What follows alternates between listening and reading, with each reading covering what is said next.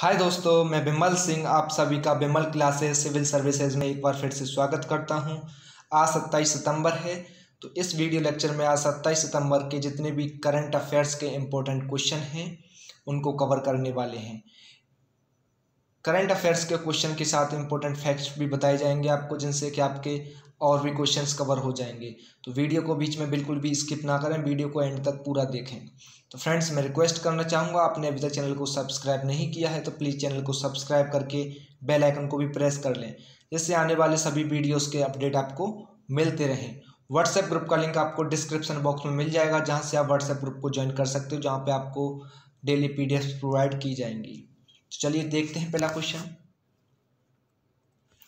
पहला क्वेश्चन है आपका, हाल ही में भारत सरकार ने MSME क्षेत्र को पुनर्जीवित करने हेतु कितने कार्यबलों का गठन किया है?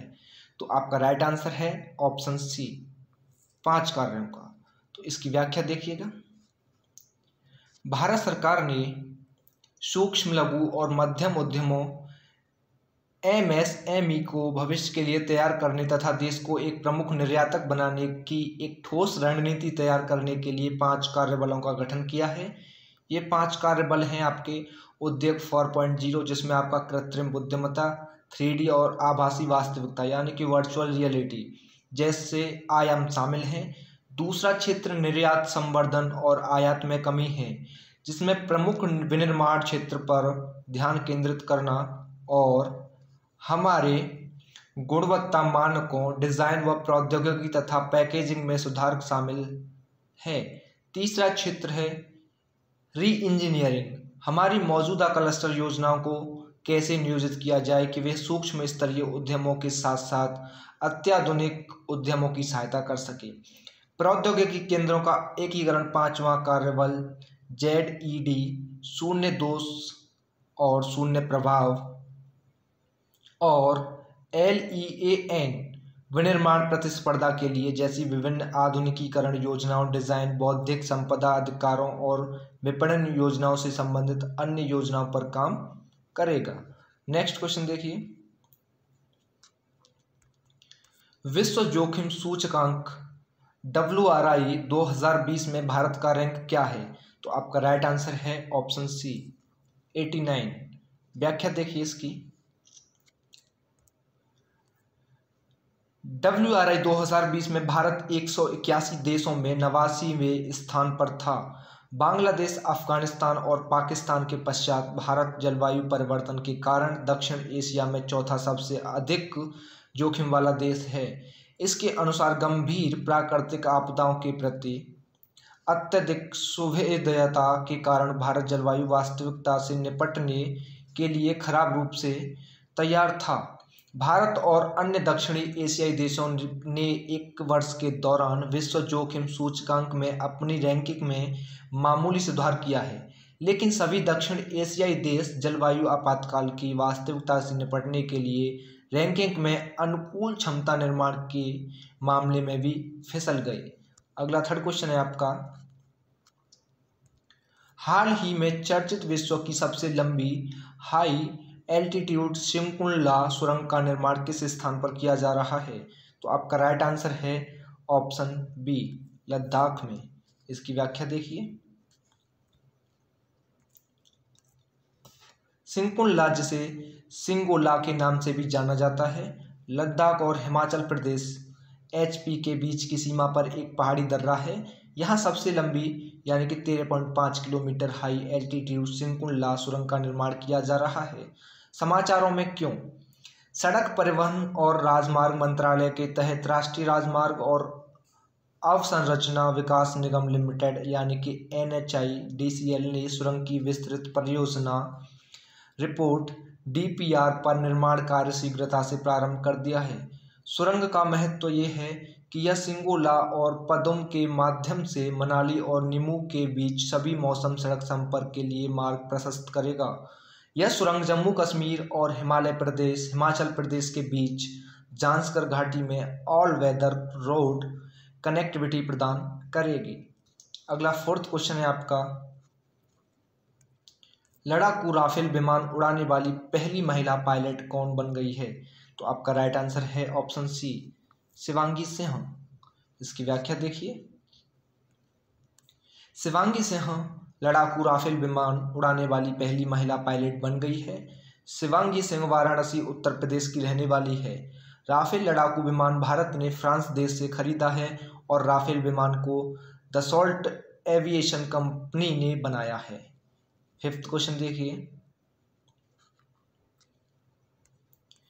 कृतज्ञ हैकथॉन नामक योजना किसके द्वारा बनाई गई थे? कृतज्ञ हैकथॉन नामक योजना किसके द्वारा बनाई गई है? तो आपका राइट आंसर है ऑप्शन बी, ICAR। इसकी व्याख्या देखिए। भारतीय कृषि अनुसंधान परिषद ICAR द्वारा राष्ट्रीय कृषि उच्च शिक्षा परियोजना यानी कि NAHEP के अंतर्गत कृतज्ञ नामक हैकाथॉन की योजना बनाई गई है। यह हैकाथॉन महिलाओं अनुकूल उपकरणों पर विशेष ध्यान देने के साथ साथ कृषि क्षेत्र में मशीनीकरण को बढ़ाने के लिए संभावित प्रौद्योगिकी समाधान को बढ़ावा देने के लिए आयोजित किया गया है। देश भर के किसी भी विश्वविद्यालय, तकनीकी संस्थान के छात्र, संकाय और नवप्रवर्तक या उद्यमी समूह बनाकर इस कार्यक्रम में आवेदन कर भाग ले सकते हैं। यह उन्हें भारत में कृषि मशीनीकरण को बढ़ावा देने के लिए अपनी अभिनव दृष्टिकोण और प्रौद्योगिकी समाधान का प्रदर्शन करने की अनुमति देगा। नेक्स्ट 6 क्वेश्चन देखिए। प्लास्टिक पार्क योजना मंत्रालय द्वारा शुरू की गई है। प्लास्टिक पार्क योजना किस मंत्रालय द्वारा शुरू की गई है? तो इसका राइट आंसर होगा आपका ऑप्शन टी, रसायन और उर्वरक मंत्रालय। इसकी व्याख्या देखिए। रसायन और उर्वरक मंत्रालय ने देश में 10 प्लास्टिक पार्क स्थापित करने को मंजूरी दी है। प्लास्टिक पार्क योजना क्या है? एक प्लास्टिक पार्क एक औद्योगिक क्षेत्र है जो कि प्लास्टिक उद्यमों और इससे संबंधित उद्योगों को समर्पित कवर किए जा रहे राज्य जैसे कि रसायन और पेट्रो रसायन विभाग ने असम, मध्य प्रदेश, उड़ीसा, तमिलनाडु, झारखंड, उत्तराखंड और छत्तीसगढ़ में 10 प्लास्टिक पार्क स्थापित करने को मंजूरी दी है।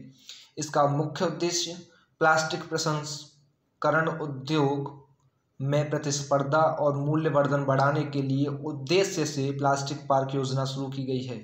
यह क्षेत्र में अनुसंधान और विकास के माध्यम से प्राप्त किया जाएगा। अगला 7वां क्वेश्चन देखिए।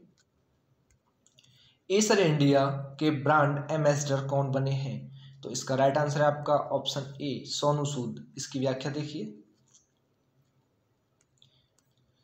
सोनू सूद एसर इंडिया के ब्रांड एम्बेसडर बने हैं। सोनू सूद भारतीय अभिनेता हैं। अगला 8वां क्वेश्चन देखिए। निम्न में से किसने शहरी सहकारी बैंकों की साइबर सुरक्षा के लिए तकनीकी दृष्टिकोण 2020 से लेकर के 2023 तक का जारी किया है? तो इसका राइट आंसर है आपका ऑप्शन सी, RBI। इसकी व्याख्या देखिए। RBI ने शहरी सहकारी बैंकों की साइबर सुरक्षा के लिए तकनीकी दृष्टिकोण 2020 से 2023 जारी किया है। इसका महत्व रहेगा, इसका उद्देश्य UCB की साइबर सुरक्षा की क्षमता को बढ़ाना है। 5 स्तंभों वाले रणनीतिक दृष्टिकोण गार्ड, गवर्नेंस, ओवरसाइट, यूटाइल टेक्नोलॉजी इन्वेस्टमेंट, उपयुक्त विनियमन एवं पर्यवेक्षण, मजबूत सहयोग और आवश्यक IT का विकास करना, साइबर सुरक्षा कौशल विकसित करना है। अगला क्वेश्चन देखिए। 9वां क्वेश्चन आपका, किस राज्य सरकार ने मुख्यमंत्री ग्राम्य परिवहन अचोड़ी योजना को शुरू किया है? तो इसका आपका राइट आंसर है ऑप्शन ए, असम। इसकी व्याख्या देखिए। असम राज्य सरकार ने मुख्यमंत्री ग्राम्य परिवहन अचोड़ी योजना को शुरू किया है। इस योजना के अंतर्गत ग्रामीण कनेक्टिविटी को बेहतर बनाना है और गांव में रोजगार उत्पन्न करने के लिए राज्यों के सभी गांव में लाइट मोटर व्हीकल सर्विस को शुरू भी किया गया है। अगला लास्ट क्वेश्चन देखिए आपका। 23 सितंबर 2020 को केंद्रीय प्रदूषण नियंत्रण बोर्ड ने कौन सा स्थापना दिवस मनाया? तो इसका राइट आंसर है आपका ऑप्शन ए, 46वां। इसकी व्याख्या देखिए। 23 सितंबर 2020 को केंद्रीय प्रदूषण नियंत्रण बोर्ड ने 46वां स्थापना दिवस मनाया। केंद्रीय प्रदूषण नियंत्रण बोर्ड यानी कि CPCB एक सांविधिक संगठन है। इसका गठन जल प्रदूषण निवारण एवं नियंत्रण यानी कि अधिनियम 1974 के अधीन किया गया था। इसके अलावा केंद्रीय प्रदूषण नियंत्रण बोर्ड को वायु प्रदूषण निवारण एवं नियंत्रण अधिनियम 1981 के अधीन भी शक्तियां और कार्य सौंपे गए। महत्व देशों में पर्यावरण संरक्षण की दिशा में अथक प्रयास किया गया। केंद्रीय बोर्ड की कुछ पूर्व सक्रिय यानी कि प्रोएक्टिव गतिविधियों में अलग अलग क्षेत्रों के लिए विशेष मानकों का निर्माण कि 5,000 से ज़्यादा उद्योगों की सीधी रियल टाइम यानी कि निगरानी, नदी बेसिन अध्ययन जो गंगा एक्शन प्लान की वजह बना। अलग अलग शहरों में प्रदूषण का अध्ययन, सार्वजनिक प्रसारण के लिए व्यापक निगरानी तंत्र बनाने और आंकड़ों के प्रबंधन, राष्ट्रीय परिवेशी वायु गुणवत्ता मानक और जल गुणवत्ता मानक बनाने जैसे कदम शामिल हैं। तो ये थे आपके 27 सितंबर के इम्पोर्टेंट करंट अफेयर्स के क्वेश्चन। तो फ्रेंड्स, वीडियो पसंद आया तो वीडियो को लाइक कीजिएगा और कमेंट कीजिएगा, और चैनल को अभी तक सब्सक्राइब नहीं किया है तो प्लीज़ चैनल को सब्सक्राइब करके बेल आइकन को भी प्रेस कर लें, जिससे आने वाले सभी वीडियोस के अपडेट आपको मिलते रहें। व्हाट्सएप ग्रुप का लिंक आपको डिस्क्रिप्शन बॉक्स में मिल जाएगा, वहाँ से आप इसको ज्वाइन कर सकते हो, जहाँ पे आपको PDFs प्रोवाइड की जाएंगी। तो आज के लिए इतना ही, मिलते हैं कल की नई वीडियो के साथ। धन्यवाद।